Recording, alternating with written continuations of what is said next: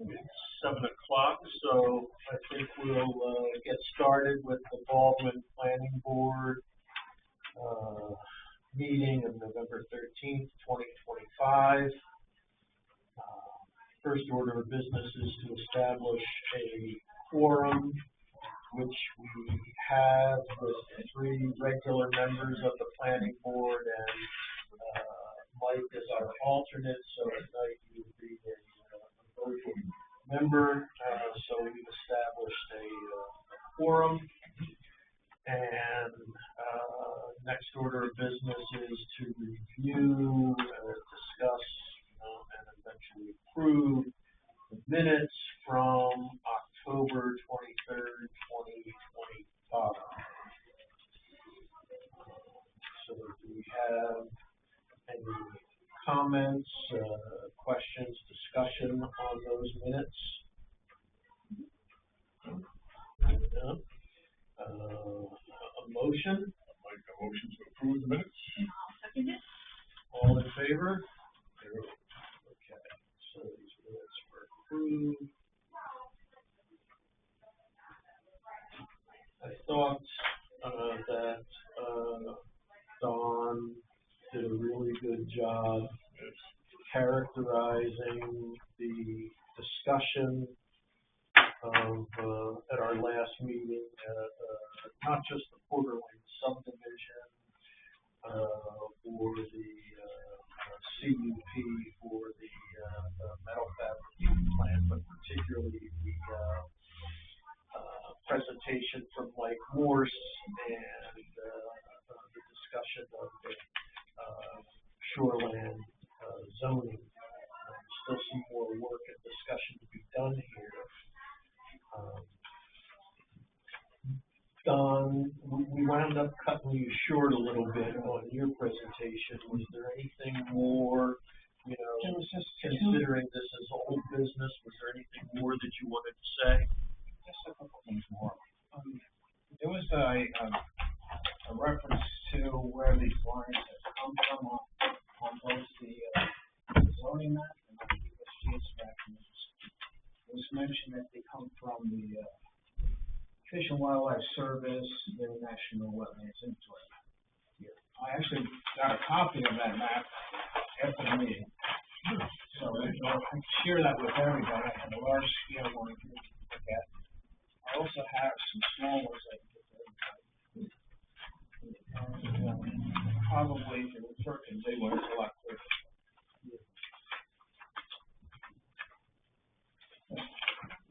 If you look at, especially if you look at the big one, you'll see that there are areas. This is bold, shaded with green. This is Quaker Brook coming down here. This is 11 here, 107 up that way. This is Quaker Brook coming up through here. Right. The areas that are in blue, if you look at the chart, are wetlands. See it up top. Yeah. The areas that are in salmon color all the way around, that's the 250%. Right. These are the exact lines that appear on USGS, the zoning map, and shorelands protection. Right. I've overlaid them on all of them. Okay. So this was the source of it. Right. Now, So this would be the source of Baldwin's current definitions used in our shoreland zoning map and the setbacks and that all goes back to this map. This is the wetlands. So this is where they all came from. Right. And if you dig into the Army Corps of Engineers, look at your definitions, they don't distinguish separately forest and wetlands. A forested wetland, according to the Army Corps of Engineers, EPA, and Fish and Wildlife, all include forests and wetlands. And the thing I was pointing out, and I had photographs of what forests and wetlands look like, if you remember how wet they were and so forth. So anyway, but Maine is unusual. you go back to the original statutes for shoreline protection, it's clearly that they do exclude forest wetlands. And even there's a note here on this map that says, talks about Maine. And here's Maine. You can see where it excludes forest wetlands. So that's almost like a contradiction of what's going on with the map. So that goes back to the statutes that you don't include forest wetlands. Okay. I think it's wrong. I mean, I've worked in other states, and I've worked with wetlands for over 50 years. And in places I've worked at, I've never seen forest wetlands. I'm sorry, we didn't realize you guys were in there. So I came back out to shut the alarm off. So basically, there are four. Yeah. Basically, there are four parameters which identify wetlands. This goes all the way back to Clean Water Act of 1974, when they established the four things that determine wetland are hydrosoils. I don't know if you know what hydrosoils are. It's soils that, if you dig into the ground looks dirt, normally looks brown.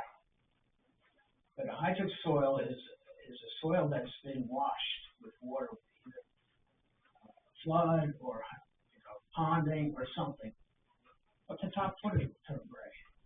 It's the organics are getting produced there, and the soil turns gray. That's a hydric soil. So that's the first thing you look for. The second thing you look for is vegetation. Right? And there's a whole list of vegetation that grows in wetlands. Even the forested wetlands are included in that list. You have the red maples, the swamp oaks, the beeches, the birches, and all that. And I showed you how that even in the photograph, how they actually, you can see it because they change color. Right. And after the leaves go, you see a lot of grays, a lot more bare trees there. Mm-hmm. Okay, so that's where I'm at with this whole thing. I mean, I sort of see what they're doing here is they're making a buffer around these wetlands because these areas contribute. Well, the third factor was, all right, so it's hydrosoils, vegetation, evidence of biologic life. Right. This could be where deer habitats, it could be places for frogs, amphibians, turtles, all that type of thing living there, which all contribute to the life of a water body. So you can see a reason for that. And the last one is physical condition. Some of these areas are built, then they would be excluded in built areas. But if it's a natural area, okay. So that's the four parameters. And those four parameters would apply for open water, freshwater wetlands, and forest wetlands. Right. The only thing that gets you is Maine's law, where they've excluded forest wetlands. Right. And that's where we're at. But it seems like a contradiction to me. Yeah. Okay. From what Fish and Wildlife is trying to do, what the EPA is trying to do. Okay. Well, in the interest of trying to make some progress on the issue that Baldwin faces with our shoreland zoning maps, let me try and summarize my understanding of where we're at, and then Bob and Jim, you can comment, the planning board can comment, and the goal being teamwork between the selectmen, planning board, and the CEO to move our shoreland zoning ordinance and our maps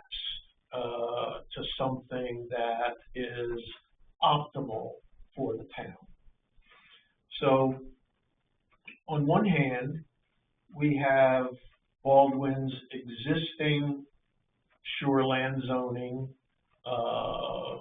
definitions of wetlands, setbacks, things like that, which is pretty much, if you have a continuum, as less restrictive to more restrictive. Where we're currently at is more restrictive. And that has caused problems and some wailing and gnashing of teeth and heartache on the part of Baldwin's residents. You take somebody that bought a house here 30 or 40 years ago, and they've saved their nickels and dimes, and they want to put in a garage.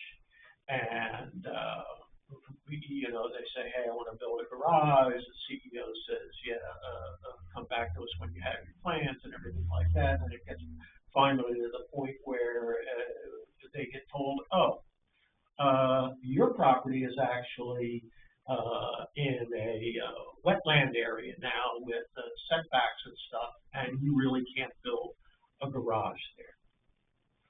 Now, we have had two instances in recent memory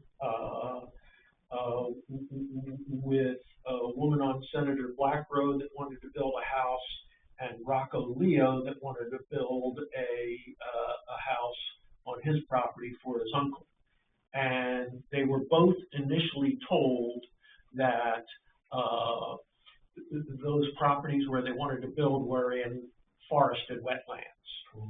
As for the map, and the map actually shows that they were. Right. And then both of those people,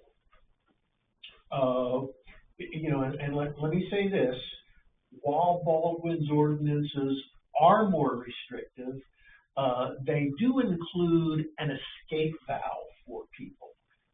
There is an ordinance, a clause in the ordinance that says if you can hire a certified soil scientist to come out to your location and feet and eyes on the ground validate that the line for those forested wetlands is here, not here, and where you want to build is okay, and they testify to that, then you can get a waiver or an exemption.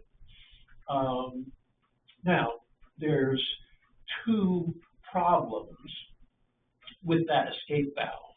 One is the planning board hasn't applied it in a timely manner or in a uniform manner, where you had poor Rocco Leo come to us a year ago now and did not get that option presented to him, was told he couldn't build, worked himself into a fit.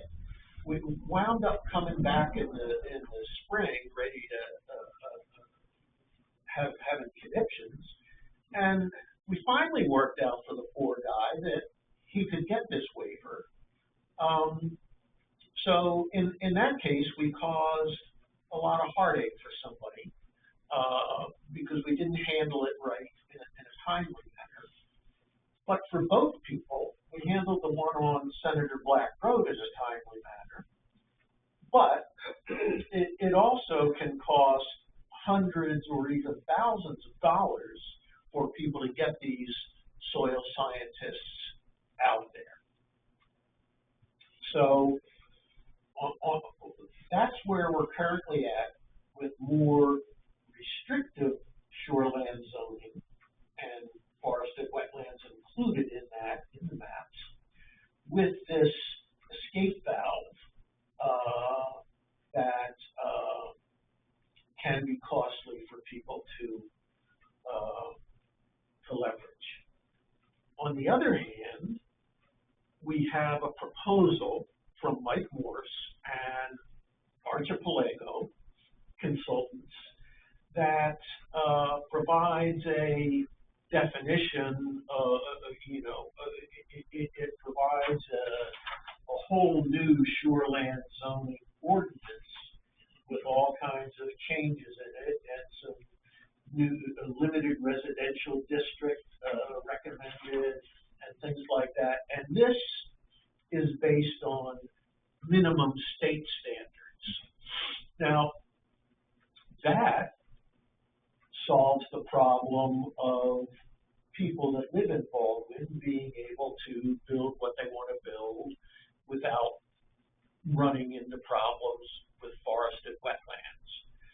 But it also does something else, and that is it opens Baldwin up to a lot more development in areas where under our current zoning, it wouldn't be allowed.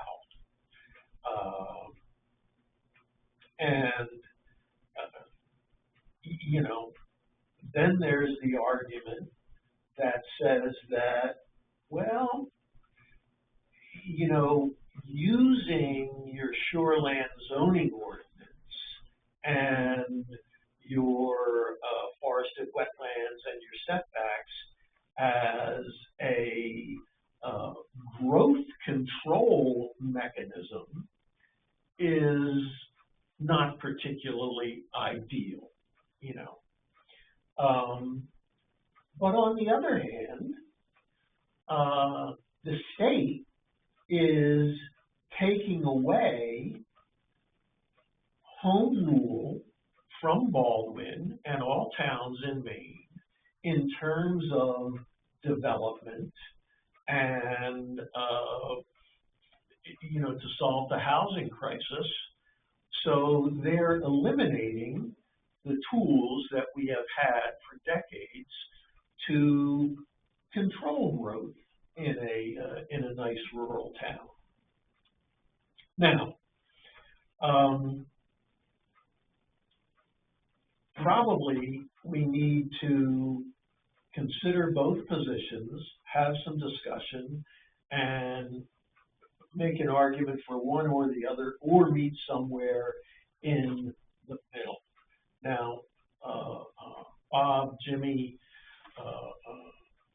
Don, folks, clarify that summary of where we're at and where we need to go.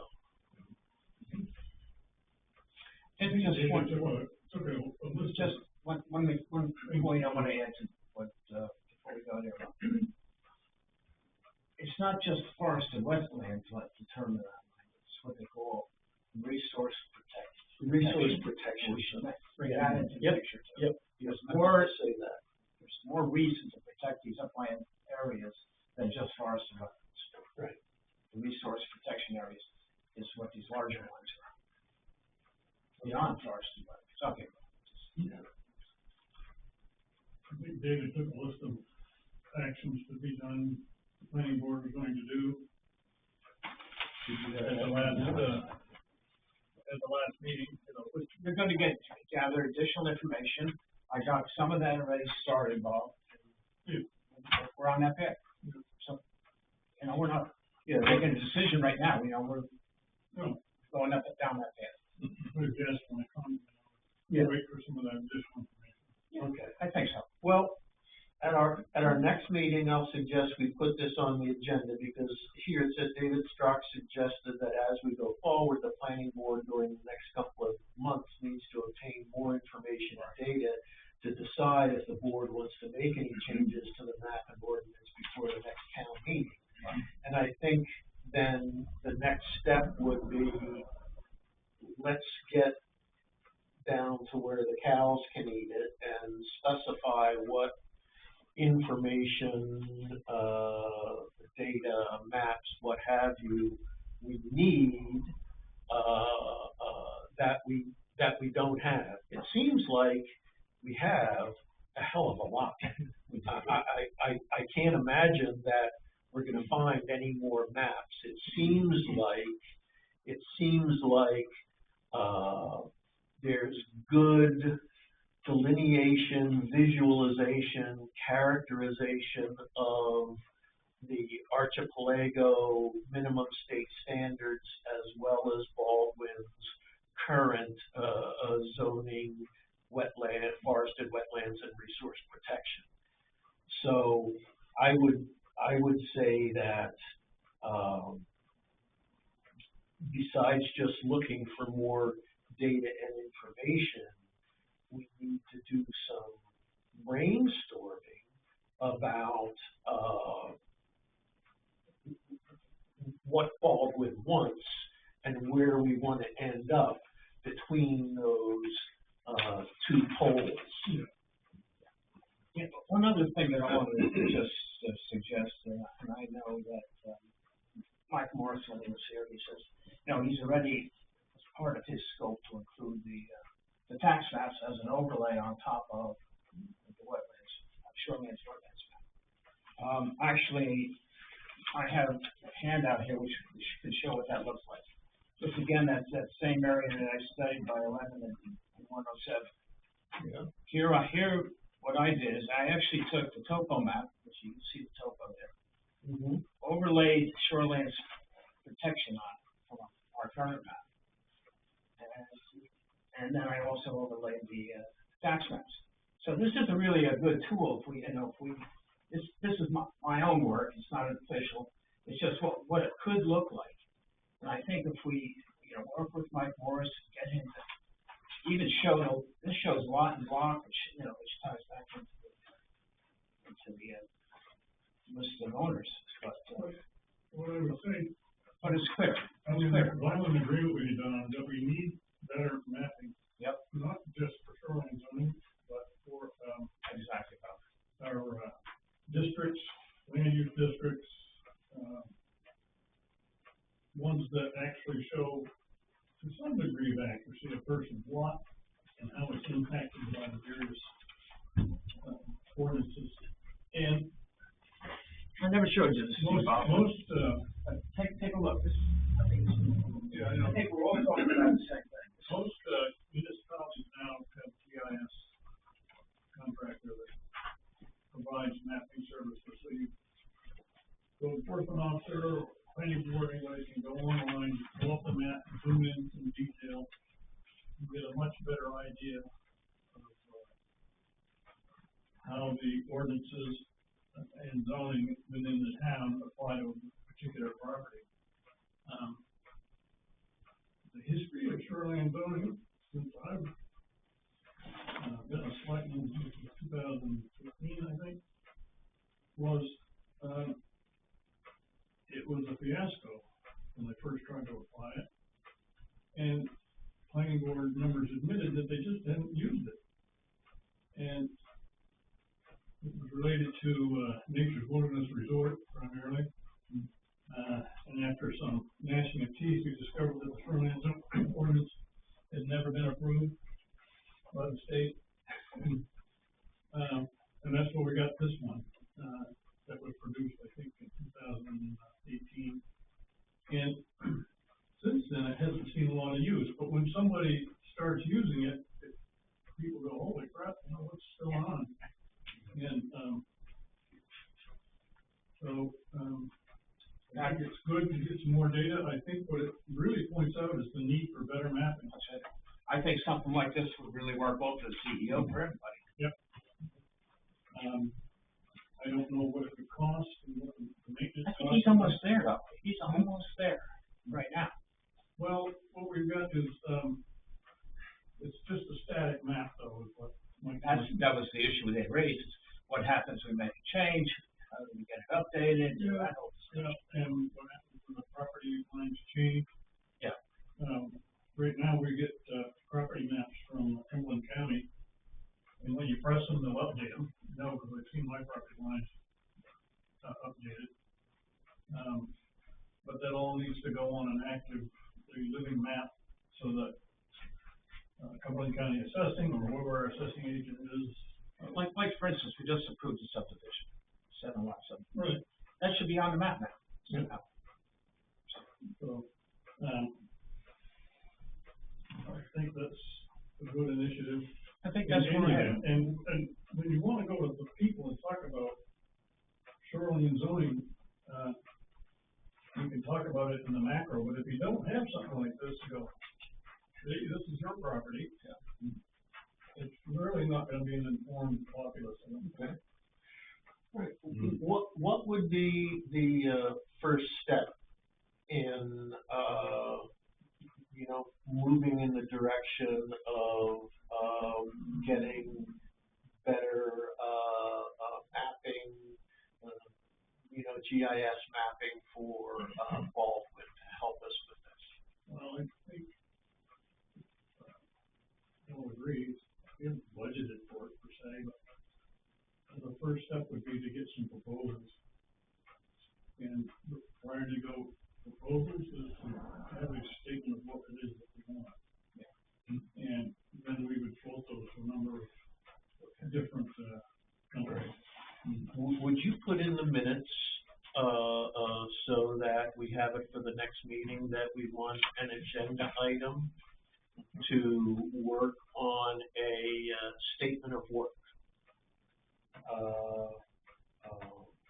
And the statement of work should, characterize the additional information and data that we want to support updating, the shoreline zoning map and ordinance, and it should specifically address, GIS, capability, software and tools, for, Baldwin. That would be effective across our various ordinances, shoreline zoning ordinance, subdivision ordinance, land use ordinance. Yeah, I mean, one of the other things is, we don't have a map that shows where the subdivisions are. Right. And some of us, me included, got surprised by the fact that your house is in a subdivision. All right. So, yeah, no, that'd be good. It'd be good if they were on the property maps. Yeah, well, Certainly or it's it doesn't helpful. necessarily have to be in the property map, but it was an overlay. Right. Well, the reason I would like them in the property map, some of the subdivisions have restrictions on them. And unless you know where that is on the map, I tried to put them over here, that's something I did and just so we had them available. It's hard even to locate them. And I know also, if I could finish, before when we had O'Donnell do the mapping, and I have a copy of that, they put on there where the wetlands were, where the Highland District was, where the rural residential was. And the people we have now don't put that on the maps, and the ones that I have here have been updated recently. And it makes it a bit difficult to work with. It'd be very handy to have that here. If somebody comes in, am I in the Highland District? Well, I gotta try to figure that out. And it would be nice to have that way down. Some people say it's here, some people say it's here. And when land gets divided, which part is Highland, which isn't, which part is in wetland area. And some people say, well, we don't use these maps, but in this office, I would use them a lot, especially when people read it. Well, and I think Baldwin needs to, come up to speed. I've looked around at a number of the local communities, and most of them have GIS mapping. That would be helpful, if it's kept up to date. Yeah. And that's the key to it, you gotta keep it up to date. And when they approve a subdivision, that needs to go on there within a week.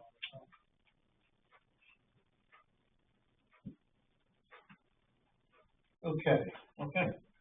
Well, I think we're on a, thank you, we're heading in a good direction. John, for that, and, everybody's, comments on it, and, hopefully this will, get us, going and, continue to make progress in that regard. Okay, new business. Don mentioned that we had an applicant interested in cluster development for senior housing and an applicant interested in seasonal cluster development. Was the senior housing? No, No? no, we're interested, I'm under contract on, lot 29 on Saddleback Road. I'm interested in low impact pre-cabins, maybe under campgrounds. That's where I'm not sure which zoning route to go. I understand that the lot is primarily Highland zone.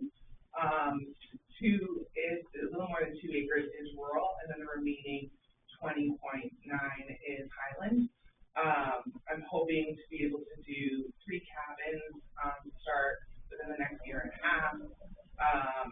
They would each have their own restroom, that kind of thing, and they use existing clearing. I wouldn't have to do any clearing, even though it's really important for the Highland District. And I'd also be able to set them back, which I also know is important. So I want to understand, is this something we can even entertain down the line? And then what route should I go? Okay. And what's your name? Oh, I'm so sorry, Katie. Katie, what? Palmatier, Palmatier.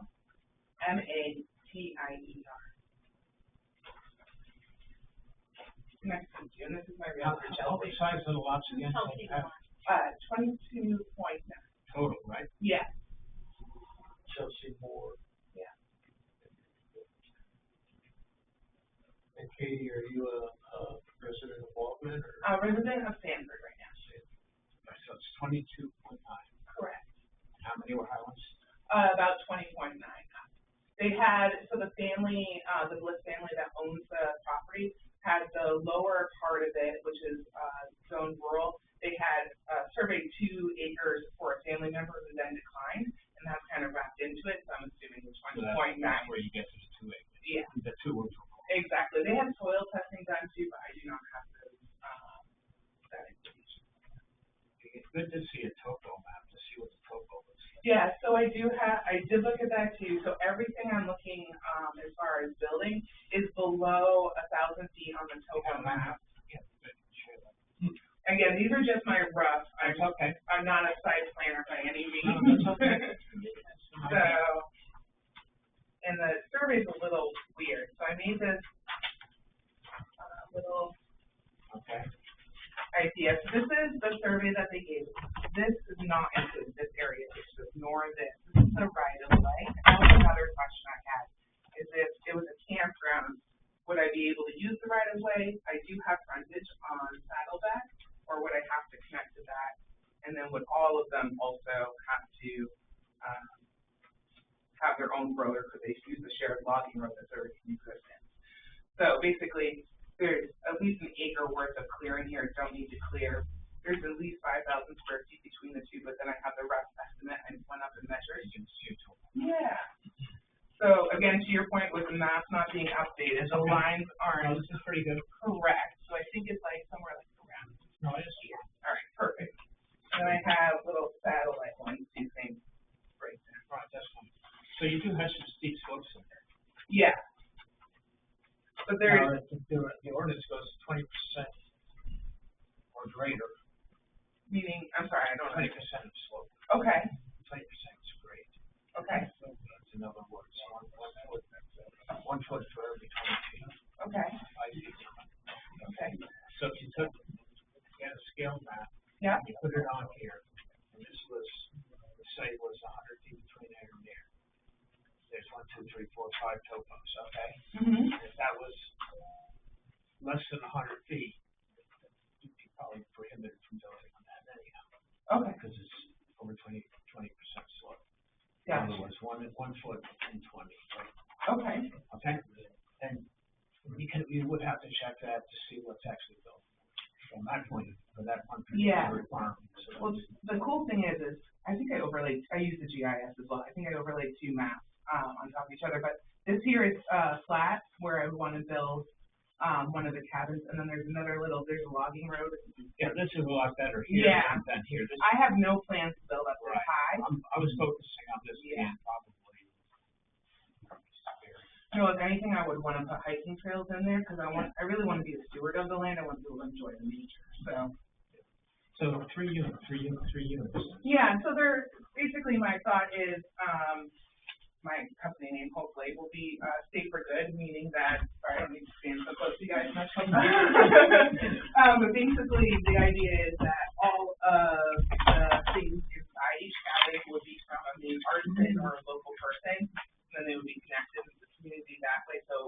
thing, you have an opportunity to connect with the artisan and then potentially give back in that sense. And then again, just to enjoy the area around you, but I don't really want to do a lot. I want it peaceful and quiet. No events. It's pretty cool that the Bliss family all seems on board. They're like telling me about all these cool things about the land, which is exciting. But yeah, low maintenance, seasonal. I guess my other question again is the big thing is the road, the logging road that's there. I want to try to use the existing again, so they don't have to clear. And that leads us to all those little clearings that are there. The only thing I'd have to do is like minimal, just like trimming and pruning for safety, trip hazards and stuff like that. What about water and sewer?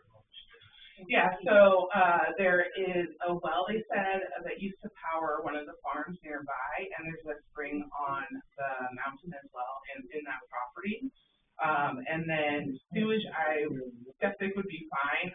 From what I was understanding from reading the ordinances, please correct me if I'm wrong, something like a composting toilet would not be allowed, correct? That's the main thing in campgrounds they don't allow. Okay. I grew up in New Hampshire, so I'm used to that kind of thing. Yeah, so I was researching as far as septic, and it would be possible basically the two sites that were up would have to be drained down the lower site, which is at that 2-acre room. And there should be enough room for a leach field as well. And then I would like to be open to like solar down the line and just put it on the roof of each of the cabins. So it's not like, again, clearing any area, just enough to power each cabin. So the ownership would stay with you? Correct. Yeah, it's like a mini campground or a short-term rental, the seasonal. I don't think anyone wants to drive these roads if they're not around Maine in the winter. So your frontage is how much? I think, well, I don't remember what I figured out, but I think that's maybe about 400 feet. 74, was 82, I can't read that one, 201. Yeah. But this is the right of way that they created when they thought that family members were going to live there because they wanted to CMP and uprooted. So there's a house here, this is actually. No, this is the area they were going to do 2 acres, but they bumped into this. This is the sister's house, the son's house. So, folks, we got. Yeah, it used to be like 100 acres. We got 2 conversations going on here, which is okay. Don, are you learning anything that would be helpful for everybody else to understand? Considerable, actually, because it brings up our discussion earlier. This is a parcel that started out considerably larger, and that's what it shows in the property maps.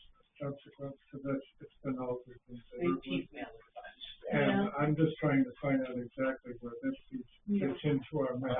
It's very tricky because even like on the GIS, when I was over, GIS does not match this exactly. it doesn't at all. Like I was trying to put the puzzle pieces They together, don't match. but because the family has broken it up so many different times. And it's helpful to know what we're talking about. Oh, yeah. If it doesn't line up with what we have. So the current owners did a survey recently, Yeah, so they that's have one. okay. But here it shows like there's 2 out parcels. Right, and that's the. What's this one? Okay, we I was that one. assuming that was that one, That is. and then This this one here I think is is this something piece else. here. Just this right here. Yeah, this is could have been covered. This shape is like this. Would it be helpful for you to have a conversation? Okay. Some of my legends. So we would need a better survey then, for sure. Okay, so let me, not being experienced in this, what we're gonna do is we're going to follow the subdivision ordinance. Not a bad idea. And I believe where we're at is Article 5, pre-application meeting, sketch plan, and site inspection. So, the purpose of the pre-application meeting and on-site inspection is for the applicant to present general information regarding the proposed subdivision to the planning board and receive the board's comments prior to the expenditure of substantial sums of money on surveying, soils identification, and engineering by the applicant. So I think that's where we're starting out. 5.2, the procedure. The applicant shall present the pre-application sketch plan and make verbal presentation regarding the site and the proposed subdivision, which we have and which you have, Already read, but yeah. have done. I'm sure you're gonna have to find you. Well, yeah, I wasn't saying I'm doing like a formal. All sketch plans shall be accompanied by a non-refundable fee of $25, which you would make out to the town and give to Don. Okay. Following the applicant's presentation, the board may ask questions and make suggestions to be incorporated by the applicant into the application. And here's the important thing: the date of the on-site inspection is selected. Now, we can't do on-site inspections if there's much snow on the ground. Technically, it's a foot, but even less makes it difficult. So, we would either need to plan to do, and there will be other site walks and things like that, but this is just a simple site inspection. Yeah. We would need to plan to do that soon, like in December or something. And then we can continue on from there. But just in terms of the submission, the pre-application sketch plan shall show in simple sketch form the proposed layout of streets, lots, buildings, and other features in relation to existing conditions. Does not have to be engineered, may be a freehand pencil sketch, should be supplemented with general information to describe or outline the existing conditions, blah, blah, blah. Helpful to have steep slopes, wet areas, and vegetative cover to be identified in a general manner. It's recommended that the sketch plan be superimposed on or accompanied by the assessor's map or maps on which the land is located. And I think this is what you were talking about, Don. The sketch plan shall be accompanied by a copy of the portion of the U.S. Geological Survey topographic map of the area showing the outline of the proposed subdivision, unless the proposed subdivision is less than 10 acres in size, which it's not. A copy of that portion of the county soil survey covering the proposed subdivision, showing the outline of the proposed subdivision. This is pages 12 and 13 of the subdivision ordinance, which is on the town website. And it goes on to talk about contourable and on-site inspection. And important to say is that the pre-application meeting, the subsequent, the submittal or review of the sketch plan, or the on-site inspection shall not be considered the initiation of the review processes of bringing the plan under the protection of Title I MRSA Article 302. So that means we're not technically getting started. Okay. So this is where I think we're getting started right now. I'll say one more thing and then let it go into more open discussion. Personally, and I'm just one vote on a 4-member board tonight, this seems like a great idea for Baldwin. There are things that we'd like to see happen in the town and things that we don't want to see happen in the town. And, rural living, utilization of the land in a manner that increases its enjoyment and opens it up to the public and things like that. So my point is that this is something that we want to work with you on and that we want to help make happen.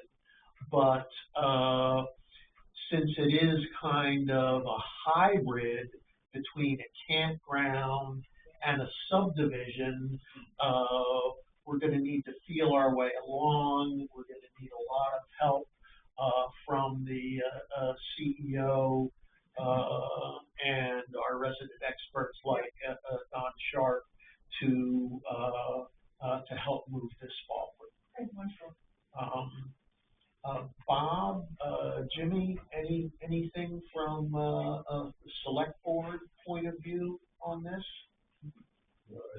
sounds like a great idea. I don't think the sun, I was so nervous. I have enough. I mean, Okay. She's kind of helpful in terms of. Okay. Do you think it would be, they talk about this, site, it's not a site walk. It's different than a site walk. It's an on-site inspection. I don't believe that this on-site inspection is something that we have to invite the public to. It's not something that we have to advertise or anything like that. It's just something that the planning board and the applicant, go out and look at it together to make sure that we're identifying all the things that we want to discuss or figure out or ask questions about. Does that make sense? Okay. Yeah, we wouldn't notice it, we wouldn't put a notice out on the paper. No. An informal, yeah. Doesn't say anything like that, and I know that there are other parts in here when we get into the actual, this would be a minor subdivision, when we get into that process, that's when you get into the butter announcements, the public announcements in the shopper's guide, and all that kind of stuff. But we're not there. you made a good point that it's minor subdivision, I think it is. Yeah. So, look at what involved with a minor subdivision. Yeah, I see, I didn't even, that was the hard thing because it's that hybrid, I wasn't sure. Thank you. Yeah. I think at least one member of the board might have an opinion that it should be announced. Well, I know when you did the Portland, subdivision, just initial view of it, I had the same, you did? Agree. yeah. Well, that was when we actually had the application, and it was an actual site walk. This falls under what was it, informal meeting? Yeah, this is the pre-application meeting, sketch plan, and site inspection. There's not a sidewalk, No? that, David Strong, and he was of the opinion that, anytime the planning board's out doing anything, they want visibility.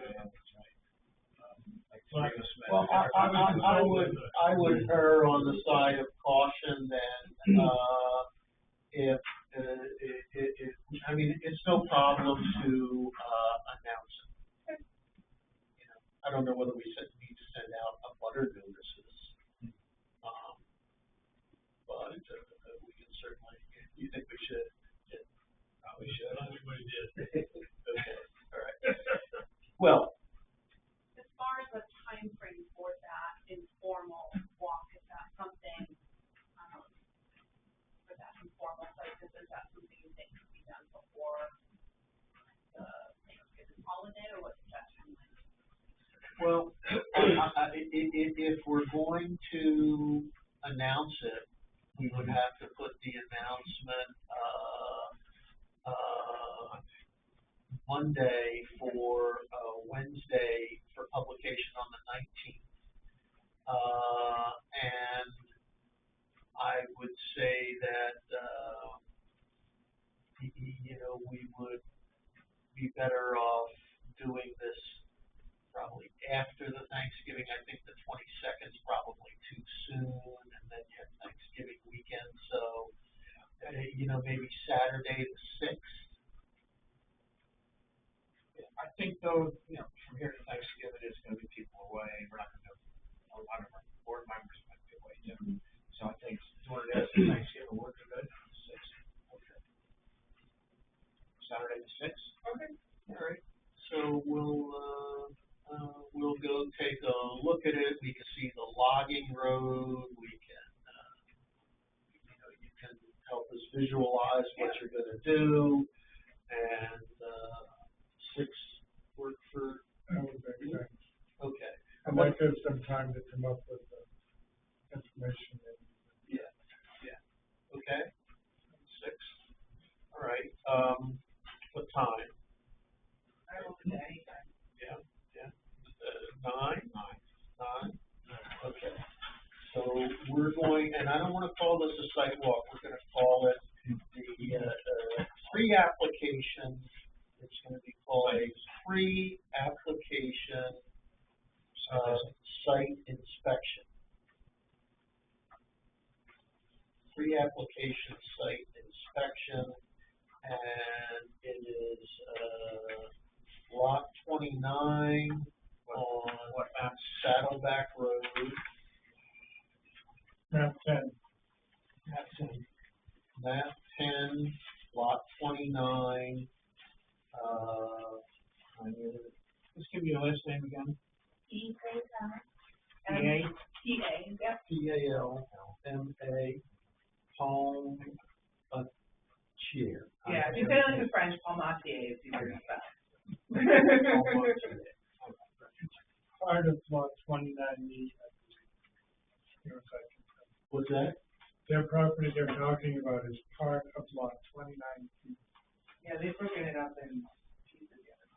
Part of lot 29E, map 10. Now, is there, we like to specify a location where we can all meet. Is there, where on Saddleback Road should we meet to access this? Yeah, I can. I guess that logging road. Yeah, so basically, you don't even, so this right of way, this spot, number 4, if you go on this right of way, there's enough parking for 4 cars right So you can drive up the logging road. I wouldn't drive up it right now because there's a lot of Can you park overgrown. down here? Yeah, you could park down here, but this is the right of way. You can drive on this. The logging road is here. I don't know why it didn't show up. It should have been. Parking is that long. Yeah. So we can drive up there? Correct. There? Yeah. Okay. Now, where do we tell people to turn off of Saddleback Road? Is there any descriptor for this road here? They have a for sale sign right now, a yellow for sale sign up. But they just built this right of way, so I don't think there's a road sign here. Okay. It's on Douglas Hill Road as you turn on the Saddleback. Yeah. It's on Saddleback Road before you get to Bliss Road? After. Oh, after Bliss Road. Yeah, I got turned around trying to find it the first time, so. But you can, plenty of parking here and plenty of parking along this if we needed, if there was like a huge crowd, people could park on this side of the right of way. Okay. I'm sorry, I didn't know my existing logging roads didn't show up, but those are basically here, go like this. And then there's a whole bunch of them here as well, but I don't. That's what this driveway's supposed to service a lot. No, they built the right of way when they were initially gonna give this lower portion to a family member. Over here. Over here, where this is.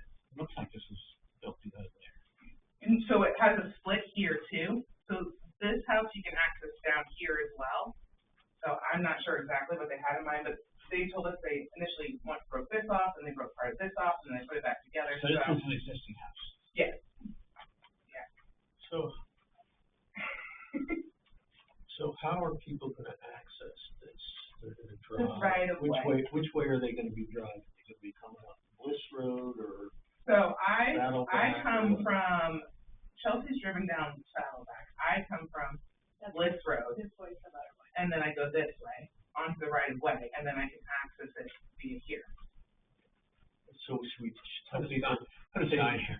Yeah, take Bliss Road to Saddleback Road Follow the right of way. and look for a sign, to turn in the right of way. Yeah, I don't know if owners will have it there, they also have an old chair. Maybe you could put a little sign. On a chair or something. Yeah, I could put a balloon or something too, they have and get their little, that'll make it easier. Otherwise, just put up a sign, you can't just say. Yeah, exactly. All right. Do you wanna keep that stuff, do you want me to take it, I don't wanna. You're gonna put the, We can make copies of it if you want. I don't need it, but I just didn't wanna clog your. I will keep it, we're gonna start a file on you. Okay. yeah, that's the I other feel like I'm thing. in trouble. I have a start a file. Alright, I'll take the big guys out. If that plan you got would be something, we'd need a copy of the application. Oh, yeah, well, I would get a, like, an actual Right. site plan or two. Yeah. Fancy no, version.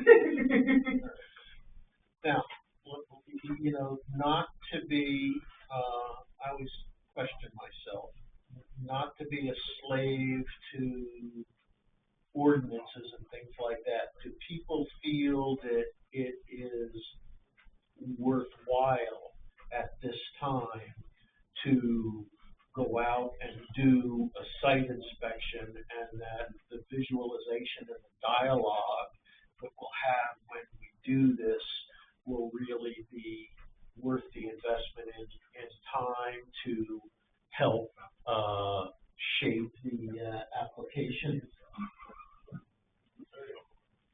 Yeah. Okay. I think it's better we do something like this up front than discover it later on where it's further down the road. Okay, this is good. We'll show Joe how to run a subdivision application.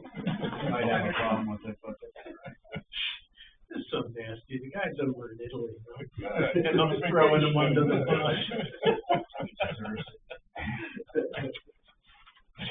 Okay. Well, this is really cool. Well, thank you. This is I'm really excited. cool. You guys, All right. I just had great vibes with the family there, with Good. Dawn. It's been, you know, it's just been really nice. So, Okay. thank you. All right. I don't know if we have enough frontage for through there. Road frontage. You said that there was a way to access the other way, so you said I it was think we about. need 200, 600 feet down.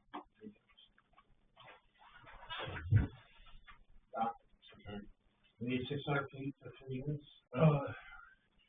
Yes, but, there's frontage for one, so they could run in a right of way for frontage for the other two. So there are ways around that without much land. Let me. Site visit would make that a lot clearer, however. Yeah. I was reading the. I'm always looking for escape valves with these ordinances, and there's a really interesting page. It's on page 80. It's Article 14, waivers, where the board makes written findings of fact that there are special circumstances of a particular parcel proposed to be subdivided. It may waive portions of the submission requirements unless otherwise indicated in the regulations, provided the applicant has demonstrated that the performance standards of these regulations and the criteria of the subdivision statute have been or will be met, the public health, safety, and welfare protected, and the provided waivers do not have the effect of nullifying the intent and purpose of the comprehensive plan, the zoning ordinance, or these regulations. So I read that as saying, if this is not a real problem, or it's not going to create problems or risk or hazards for the people of Baldwin or anything like that, if there is something in these the ordinance requirements that doesn't work for this, and we need to find a way around it, Article 14 will allow us to do that. You know, if we need a waiver on frontage or something like that. There could be different opinions on whether we should. Yeah. I'm not promising anything. I'm Can't just promise. saying that Can't there promise. are ways around stuff. Yeah. Maybe a long version of what I said. The way around. Oh, yeah? Yeah. I just told you what. Yeah, I told people this before. My wife has told me that I'm schizophrenic, that one half is anal and the other half is retentive. I like that. She said that's a mom joke. Okay, this is great. This is great. We will get the announcement in the shopper's guide. Now, Bob, do you think we need to do a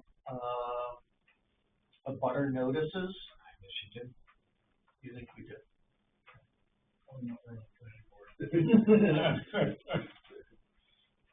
If you're putting a notice in, you probably need.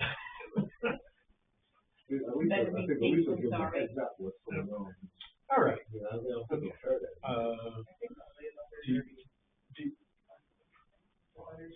Do you do the butter notices, or do you need some help with that? What's that? I wind up doing it. Okay, well, let me know if you need help, I can Sure, come you in have town a and help you out. get the list. We get a list from, Debbie gives me a list. With that, I can get a list from Deb.